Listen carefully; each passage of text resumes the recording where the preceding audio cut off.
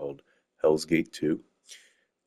I made a Hell's Gate dungeon crawler about a year and a half ago, and this is, I guess, an evolved version of that first instance. And the first instance was fun. It was an experiment. It was testing uh, the certain capacities or limitations of the server and the mechanics and seeing how creative you can be with manipulating those settings. The first Hell's Gate was uh, ambitious. It wasn't the best design, and it didn't really have much to it. It was mainly just the broken highway, as you can see, and the previous Hell's Gate had one, two, three, four, five, six different passageways, we'll say. Each broken highway was connected to one point here, and that alone did take about 3 4 months to build and create. And it was uh, a fun concept, but it wasn't effective long term. The uh, settings were set for PvE, so there wouldn't be any PvP, and the monsters in the dungeon were all spawnable. So there was an issue with obviously server resets and resetting those spawns. So this time around with Hell's Gate 2, we're doing something a little bit different. The server is being built with 5 different accounts, and what that means exactly is one account is specific for the dungeon itself. So as you see the walls and ceilings, it's made with the primary account, the dungeon account, um, which is on another account. Actually, I have this guy's off the clan right now. The other clan, which is the NPC clan, this is ran by my other account, and with dynamic rating on. How it works specifically is so the main account, the dungeon account, will be offline, of course. So the dungeon in that regard will never be touched. So if anybody tries to destroy it or blow it up, they won't be able to because dynamic rating is on. And the way I manipulated the different, I guess, the land claim settings, that this account or the dungeon will never be touched. So how that works exactly is all the NPCs are on the NPC clan, I'll just say, and the NPC clan will have obviously all the placeable thralls and NPCs that will be laid out uh, for each dungeon, and also the doors. So if you could see here, the owner shows Hell's Gate, which is the NPC clan, and if you see around, it's dungeon. So the way I was able to do that is before opening the server or currently building the server, um, I have no ownership on.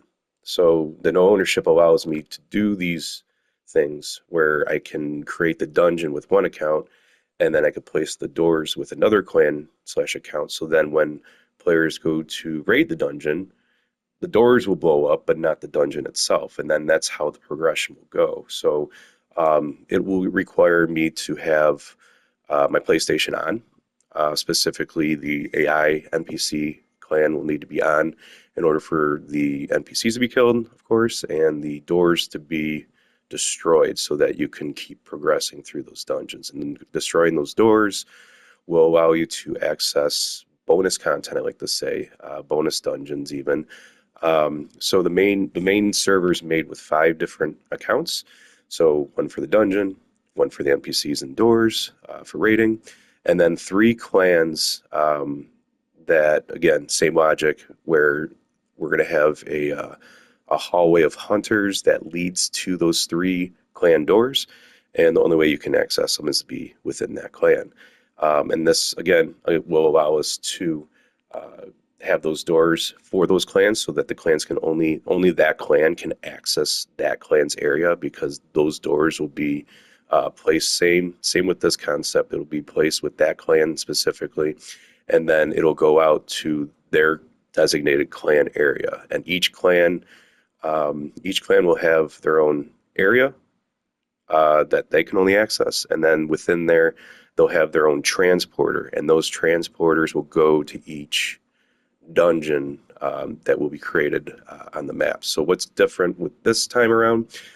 So the concept is just to show you, we can destroy things, and we try to place these here, and that's how we'll be able to do it.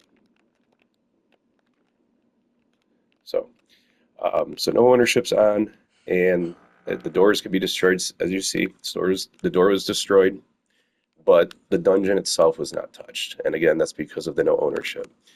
So then these NPCs, which is tagged by this guy, which is the NPC clan. So now these are active.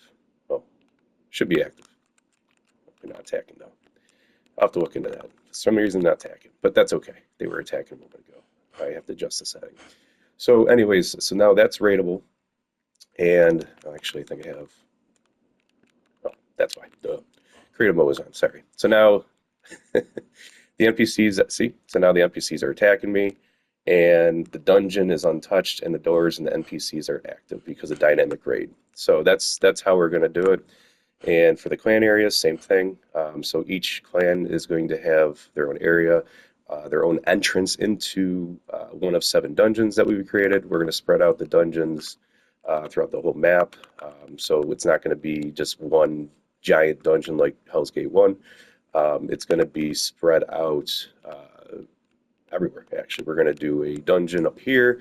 We're going to be doing a dungeon over here. So pretty much we're just going to spread out all the dungeons throughout this map out of rendering distance so that we don't have any performance or crash issues.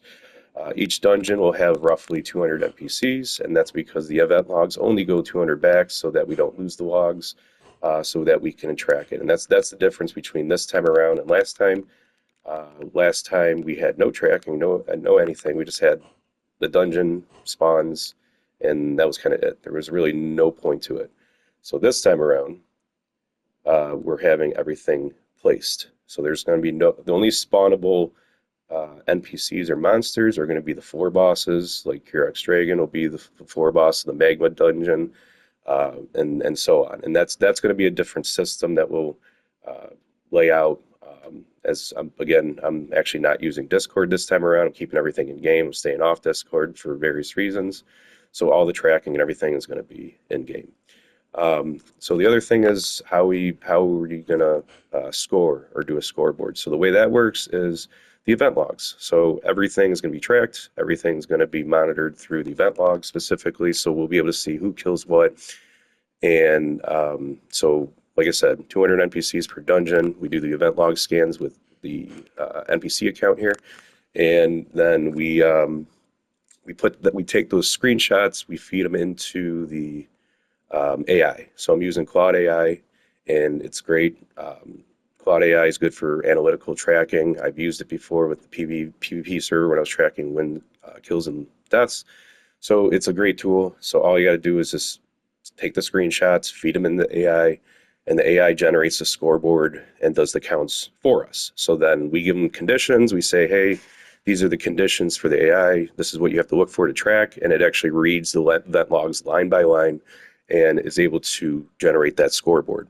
So how are we doing it this time? I'm not going to do kills, deaths. I'm not going to do multiple scoreboards. I'm just doing one. I'm doing one scoreboard. I'm keeping it simple. And the reason why is because it got a little too much before when I was doing different types of scoreboards. So this time around, we're just doing one scoreboard. And the way that's going to be is it's going to be different. It's going to be a rank system. And those milestone ranks from E to D to C to B to A, S, S, S, whatever, we can, however we want to go. Each of those are milestone. Each of them are going to have a certain amount of points, and those milestones will let you have a certain reward to both, reward you in game, and of course, to compete with others for points, really. And how that point system will work is it depends on each placeable pet or thrall. So, like for example, this Greater Yakith, I'm going by like HP, so I would say like this would be like 6 points versus like a Yakith, which would be half that, 3 points, for example. So we tell the AI, these are the conditions, and it'll count those accordingly and put it together on a scoreboard. And then we'll have those milestones set up with the AI, and we'll tell the AI to say, hey, once this player reaches 1,000 points, for example, they'll be D grade, and then it'll keep track of everybody's grades and then rank them accordingly depending on those milestone points. So another thing, the way it's going to work is it's pretty much going to set up where when you enter the server, you're going to be in the dungeon automatically. So it's like you're going to spawn in, you're going to be inside the dungeon. That's what I'm working on right now. I'm working on the different hubs. There's going to be about a dozen hubs. So there's going to be 6 for the Broken Highway. As you see, I just killed myself, but now I end up back in the dungeon. Each hub is going to have a transporter. It's going to have a little lectern just to say, hey, this is what the server's about, blah, blah, blah, blah. And of course, we use these. If anybody that doesn't speak English comes in, they can, it'll be translated. So from English to whatever language. And then 1, 2, 3, 4, 5, 6, and then 6 points up here. So, but that's it. That's a kind of concept. And I look forward to getting beta testing going. So.